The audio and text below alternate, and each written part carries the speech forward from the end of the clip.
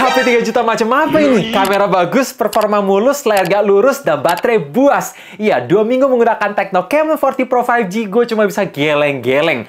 Gak sesuai harapan. Iya, dengan harga 3,8 juta, flash sale-nya 3,6 juta. Jelas ini terlalu niat, tapi kurangnya apa sih?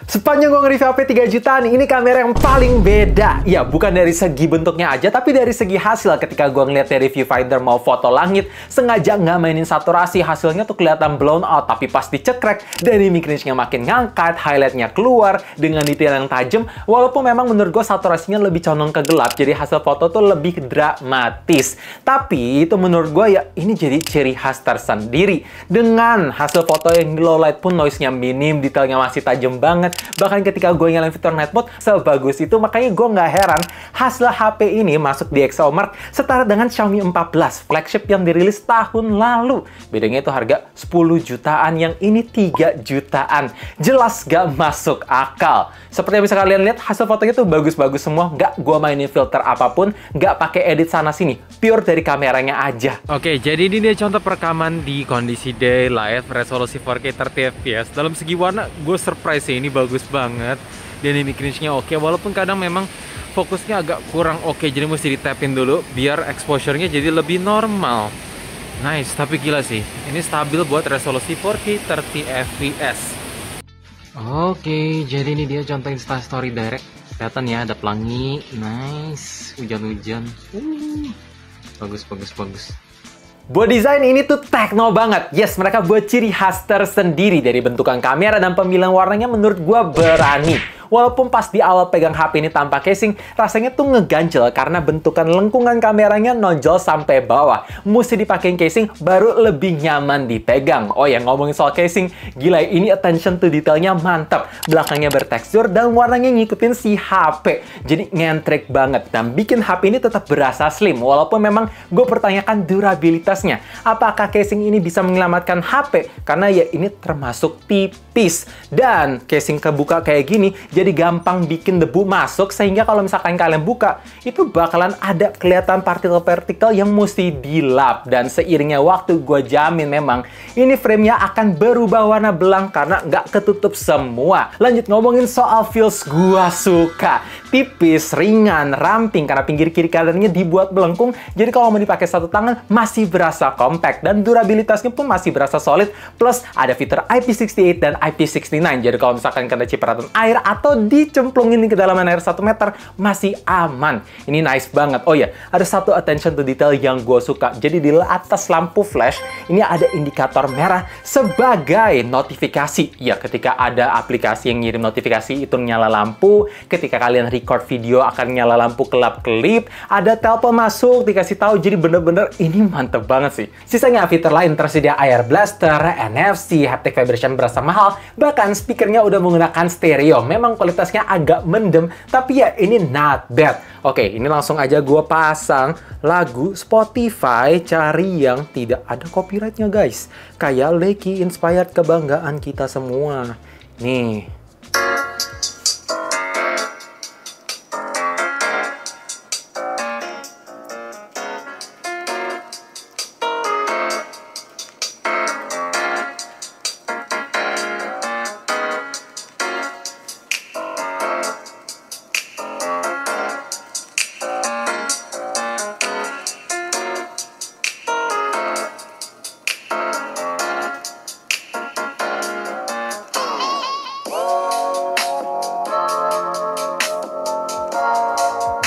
Ya, kayak gitu. Maaf kelamaan. Ngomongin soal software, gue dibuat terkejut loh. Iya, gue abis nyobain Tecno Spark 30 Pro, terus pindah ke sini, bedanya bagai bumi dan langit sesignifikan itu. Dari segi animasinya yang lebih intuitif, bahkan ketika gue lagi install aplikasi, ada efeknya juga, jadi kalian bisa pantau progresnya. Bloatware-nya minim, dan fitur AI-nya bejibun layaknya HP flagship. Saking banyaknya gue sampai pusing. Tapi dua hal yang selalu kepake. Pertama, Ella yang terintegrasi sama DeepSeek. Jadi kalau misalkan gue ada pertanyaan atau pengen cari tahu apapun, selalu dapet jawaban dan itu pun gratis. Kedua, AI Wallpaper Generator. Jadi gue selalu punya wallpaper yang unik walaupun memang karena ini gratis ada limitnya. Sehari cuma mentok sampai 10 kali, mesti tunggu besok lagi. Ya, not bad lah ya. Tapi keluhan gue di iOS 15 terbaru ini ketika download APK di browser bawaannya itu tuh pelan banget. Mungkin kalian pasti bilang, Bang, itu internet lo aja yang lemot. sorry ya, ini 300 Mbps. Ketika gue pindah ke Google Chrome, barulah speed unlock beneran cepet banget. Jadi Tecno, ini apakah ada solusinya? Lanjut, ngomongin soal jaminan software update. Gila sih, ini HP 3 jutaan, support 3 kali OS Android plus 5 tahun security patch. Jadi aman sampai Android 18. Transsion mulai fokusin software. Nice.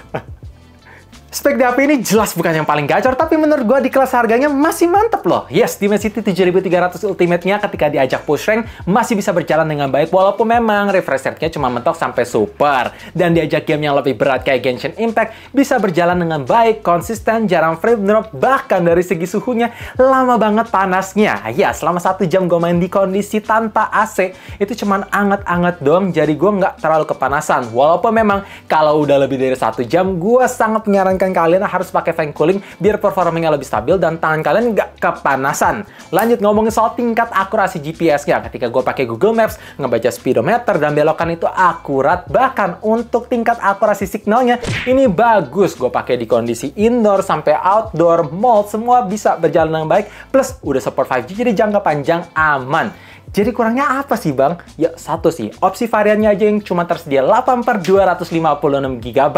Ini harus kalian perhatiin. Apalagi kalau misalkan sering download game, film, karena nggak ada slot microSD, jadi bakalan deal breaker berasa ngepas banget. Apalagi gue tahu kalian tuh nggak ganti HP setiap tahun. Itu bakalan jadi hal yang harus diperhatiin. Kalau nggak masalah, silakan gas aja. Ngomongin soal game booster, ini fitur-fiturnya komplit. Ada motion control, ada bypass charging, jadi kalian bisa nge-charge sambil main, dan pastinya bisa nge-boost performanya. Jujur gue nggak expect layar di HP ini tuh sebagus itu. Iya, ada 4 alasan yang menarik banget. Pertama, dalam segi bezelnya ini tipis, plus pinggir kiri kanannya dibuat melengkung, jadi nggak berasa murah. Kedua, kualitas yang dikasih itu bagus. Warna layarnya semenarik itu. Ketika dipakai nonton, browsing-browsing, sampai main game, terlihat sangat-sangat vibrant, apalagi cerah juga. Dan dalam segi refresh rate-nya, semua bisa berjalan dengan baik sampai third-party aplikasi, walaupun memang 144 Hz-nya gimmick, karena ya semuanya cuma bisa berjalan di 120 Hz. Ketiga, dalam segi ketahanan layar udah menggunakan Corning Gorilla Glass 7i Plus, dapat screen protector semacam hydrogel, jadi lumayan banget untuk durabilitasnya.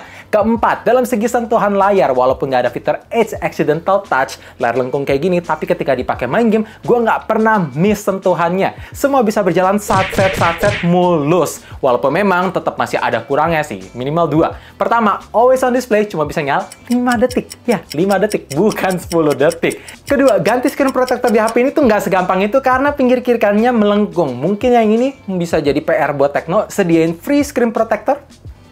Baterai 5200 mAh di HP setipis ini menurut gue masih tergolong awet. Iya, untuk 80% menggunakan cellular data plus 20% Wi-Fi, dipakai intens banget buat push rank, browsing, nonton YouTube, arahin jalan, foto-foto, di indoor, outdoor, masih bisa dapat screen on time 7 jam 30 menit seperti yang bisa kalian lihat. Kalau misalkan gue pakai Wi-Fi, ya jelas bisa lebih awet lagi. Dan ngomongin soal charging, ya ini oke aja lah ya, support di 45 watt, brick chargernya masih dapat. Dan seperti ciri khas Transsion, ketika kalian colok menggunakan kabel dan brick bawaannya, bisa dipilih mau low temperature charge, mau normal, ataupun yang hypercharge mentokin. Nah, ketika gua coba menggunakan 45 wattnya, ngecharge dari angka 5 sampai 100 menit, 100%, dibiarin ngecharge aja, makan waktu 57 menit yang oke aja sih.